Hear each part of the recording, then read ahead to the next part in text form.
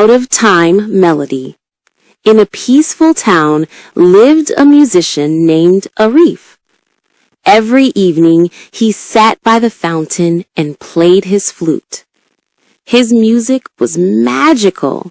Birds stopped singing, children smiled, and even shopkeepers paused to listen. Arif became famous for his evening melodies. One day, a traveler praised him and said, "You must play at any time. People will come running." Arif believed him and began to think he didn't need the evening time anymore. The next morning, he took his flute and started playing under the hot sun.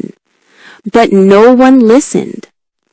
At night, when people slept, he played again. Only silence answered. Days passed and his audience vanished. He sat alone, realizing that beauty has its own time and place.